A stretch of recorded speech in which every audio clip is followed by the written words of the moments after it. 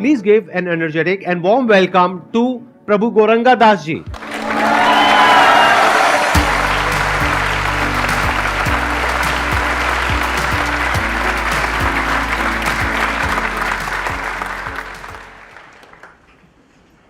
Sandeep ji is a great example. Consistently इतने सालों से हफ्ते में 2 बार एज अ रूल इनके प्रोग्राम्स और पॉडकास्ट रिकॉर्डिंग करते ही हैं, चाहे स्केड्यूल कितना भी बिजी क्यों ना हो.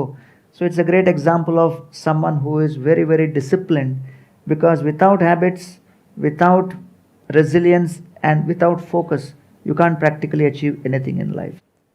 Sir, ups and downs daily आते हैं. हाँ सर. तब मैं सुबह सुबह उठता हूँ, पढ़ने के लिए बैठता हूँ, सारा दिन पढ़ा, फिर कह लो कि फिर डिमोटिवेट हो गया. 4 स्तर के मोटिवेशन बताए हैं भगवत गीता में.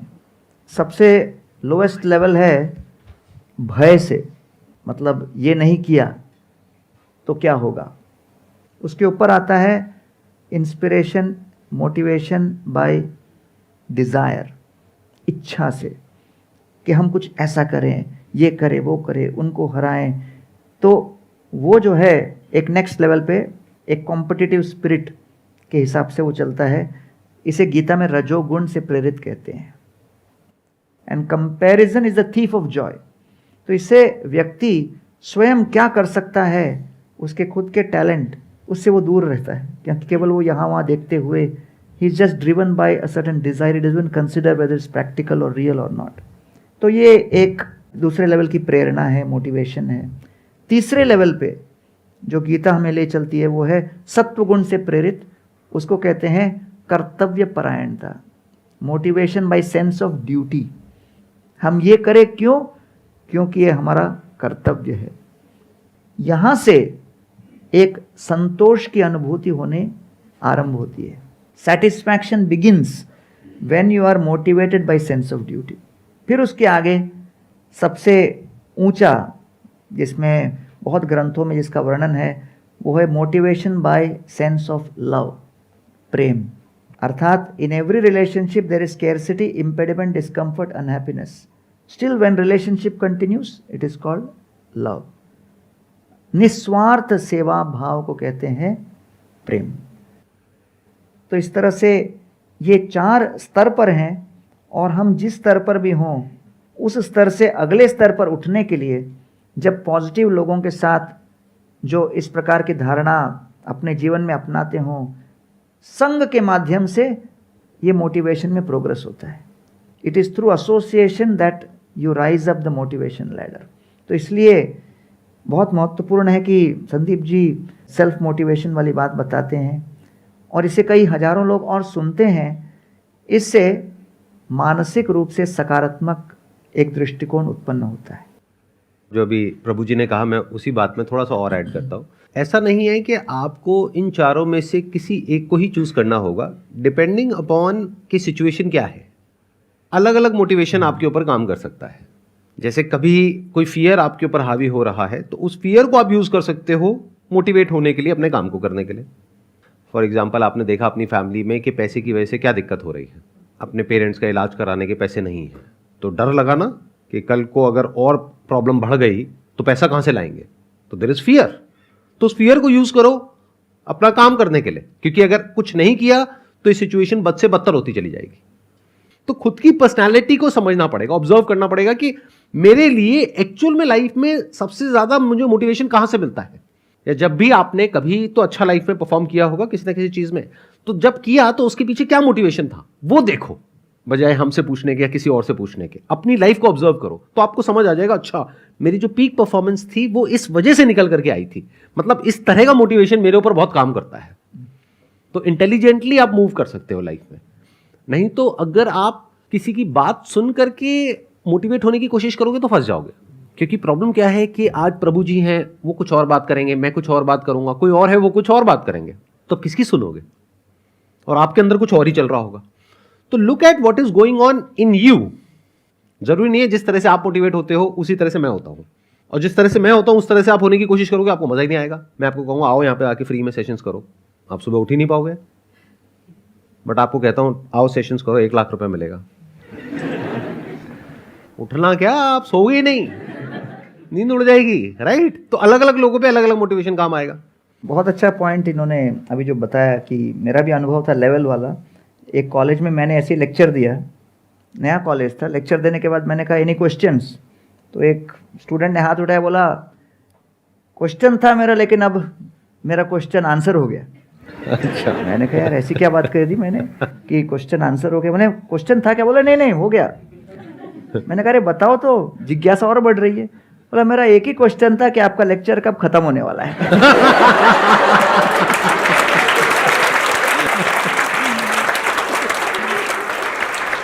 तो इसलिए मैं समझ गया भाई 45 मिनट्स मैंने इतना फिलॉसफी सुनाया, लेकिन वो अपने लेवल से उसको प्रोसेस कर रहे हैं। हरे कृष्ण प्रभु जी, मैंने अभी इस्कॉन ज्वाइन करा है, तो मेरा क्वेश्चन ये था कि वहाँ पे जब हमें चैंटिंग करवाते हैं तब तक तो नेगेटिव थॉट्स माइंड में नहीं आते हैं, उसके बाद माइंड फिर वही कचरा भर लेता है। आपको समझना चाहिए सबसे पहले स्पिरिचुअलिटी क्या है, क्योंकि यहाँ पर आप लोग बहुत से जिज्ञासु लोग आए हैं और सर भी इतने सेशंस कर रहे हैं।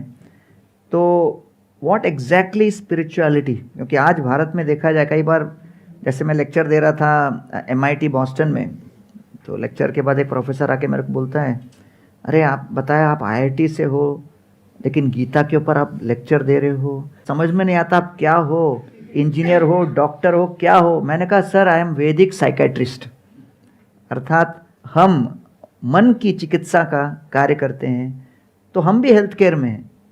तो WHO ने जो डेफिनेशन दिया हेल्थ केयर का, it's a perfect synergy between body, mind and spirit. What is the issue which spirituality is trying to solve? The greatest cause of fear. ये भय को दूर करने के लिए एक उपाय दे रहा है। मन के अंदर जो भय उत्पन्न होता है, उस भय के निवारण के लिए आध्यात्म के अंदर उपाय दिए गए हैं। तो प्रश्न उठता है ये भय का कारण क्या है? The root cause of fear is change. एक ही शब्द, चेंज अर्थात परिवर्तन। किसी भी प्रकार का परिवर्तन, किसी भी स्तर का परिवर्तन, छोटा बड़ा परिवर्तन, परिवर्तन की आशंका, और तुरंत मन के अंदर वो भय की लहरें उठने लगती है। तो इसीलिए आत्म, शरीर, जाया, पति पत्नी, सुता, बच्चे, आगार, घर, पशु, गाड़ी, द्रविण, धन, बंधुषु, सामाजिक स्वीकृति, सोशल एक्सेप्टेंस, राज्य, करियर, इन्फ्लुएंस, ये 8 बातों को बटोर कर उनके ऊपर नियंत्रण करने के लिए हम प्रतिक्षण प्रयत्नशील रहते हैं। But these 8 are constantly changing and the possibility of this change and the actual change causes fear.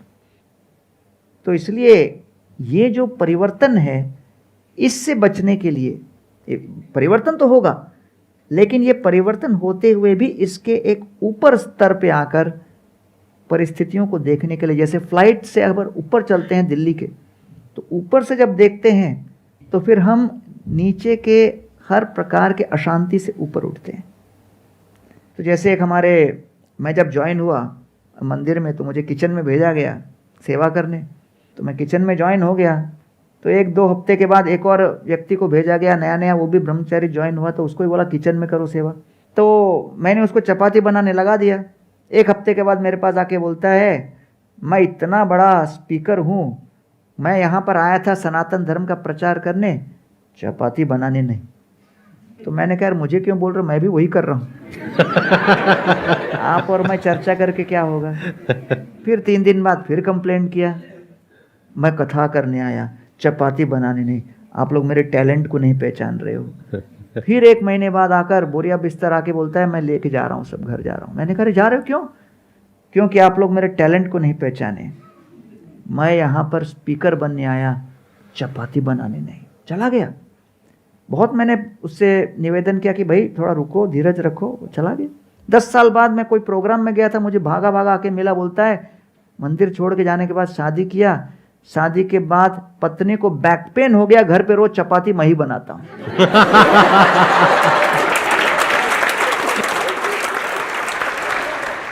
तो जब हमारे जीवन में कोई चेंज या परिवर्तन लादा जाता है, तो हमारी सबसे पहली प्रतिक्रिया होती है कि उस परिवर्तन को किस तरह हम रोकें या उससे कैसे जूझें, जो करना चाहिए। तो उसे कहते हैं भौतिक स्तर पर जो कोई भी प्रयास हो आप करें, लेकिन साथ साथ आध्यात्म कहाँ आता है? जब भरपूर प्रयत्न के बाद भी जब आपकी परिस्थितियां आपके वश के परे हों, तब व्यक्ति परिस्थिति तो खो देता है, धन खो देता है, प्रतिष्ठा खो देता है, संबंध खो देता है, किसी न किसी की मृत्यु वो खो देता है व्यक्ति को। लेकिन इसके बाद सबसे महत्वपूर्ण एसेट जिसको वो खोता है वो क्या है? आशा, होप। तो उस आशा को खोने से बचाने के लिए आध्यात्म काम आता है। एक तरीका तो ये है कि आप अपने आप को इतना कैपेबल बनाओ कि आप किसी भी सिचुएशन से लड़ सको। लेकिन ये भी बात सच है कि बहुत सारी सिचुएशंस ऐसी भी होती हैं लाइफ में जहां पर हमारा कंट्रोल नहीं होता है, जहां पर जा करके इंसान एक्चुअल में हार जाता है। उस वक्त आपको स्पिरिचुअलिटी की ज़रूरत है, या फिर जहां आप जाते हो, जैसे आपने बोला कि जब आप वहां पे जाते हो तो आपको बड़ा अच्छा फील होता है, ये भी कोई कम नहीं है। बिल्कुल ऐसा है कि आपको बैक पेन हो रहा है और आप किसी ऐसी जगह पर गए, वहां पे जाते ही बैक पेन ठीक हो गया, तो ये क्या कम है अपने आप में देखा जाए तो? एटलीस्ट कहीं तो कोई है, चाहे इस्कॉन टेम्पल है, चाहे और टेम्पल्स हैं, चाहे और ऐसी जगहें हैं जहां पर लोग जा करके कुछ देर के लिए तो अपना जो दुख दर्द है उसको भूल सकते हैं। बहुत बड़ी बात है, ये भूलना कोई छोटी बात नहीं है, क्योंकि that is like a reboot. जैसे फिजिकली हमको थकान होती है, उसका क्या इलाज है? नेचर ने एक इलाज दिया है, दैट इज स्लीप। नींद आती है, सुबह उठते हैं, फ्रेश हो जाते हैं। सोचो नींद ना आए 1 दिन, 2 दिन, 5 दिन, 10 दिन, हालत खराब हो जाएगी ना। ऐसे ही जब माइंड डिस्टर्ब्ड है, एजिटेटेड है, तो उस वक्त अगर कोई ऐसी जगह हो, कोई ऐसी स्पेस हो जहां पर जा करके आपको अच्छा फील होता है कुछ देर के लिए, बहुत बड़ी बात है। ये ऐसी जगह होना ही बहुत बड़ी बात है। तो that's why we must respect such places and such people जो इस तरह की जगह प्रोवाइड कर रहे हैं। So really beautiful explanation. Because you know, इसमें मैं just conclude करता हूँ कि there are 2 options when you are down.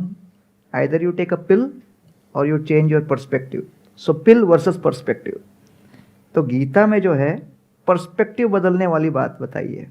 तो लोग, एक बार कोई मेरे से आर्ग्यू कर रहा था कि सर आप तो केवल अर्जुन अर्जुन अर्जुन करते रहते हो, दुर्योधन भी कितना अच्छा एडमिनिस्ट्रेटर था, उसको आप लोग केवल आलोचना करते रहते हो, keep criticising Duryodhana, that's not fair to Duryodhan.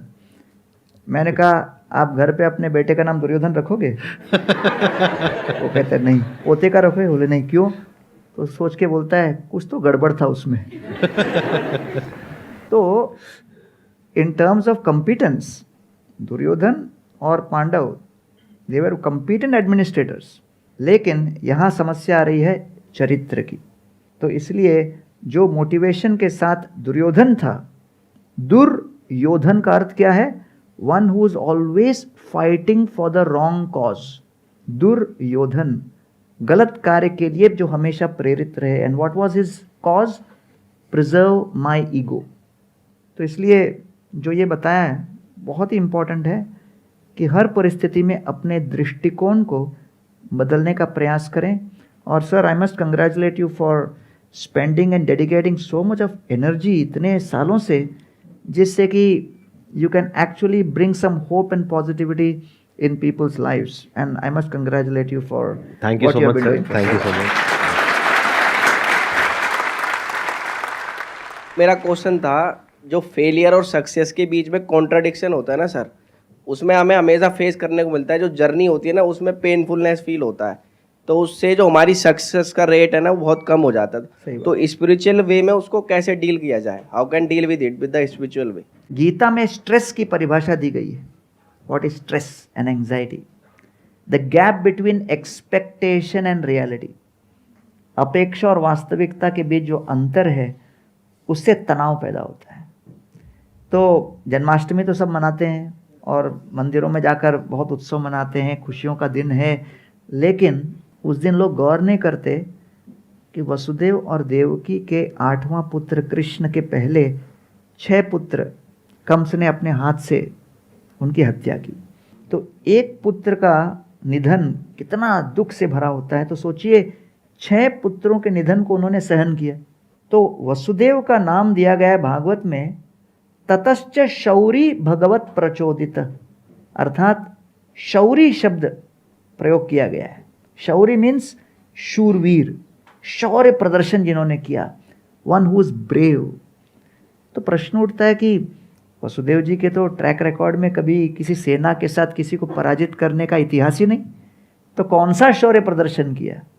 उनका शौर्य प्रदर्शन ये था कि चाहे उनके पुत्रों की समाप्ति हो, पुत्रों का नाश हो, संपत्ति का नाश हो, साम्राज्य का नाश हो, यश का नाश हो, संबंध का नाश हो, किसी का भी नाश हो, लेकिन वसुदेव जी ने अपनी आशा का नाश होने नहीं दिया।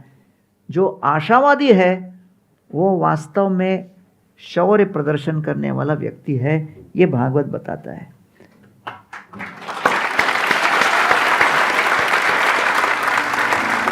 थैंक यू सो मच जी यहाँ पर आने के लिए, मुझे बहुत अच्छा लगा आपसे मिल करके।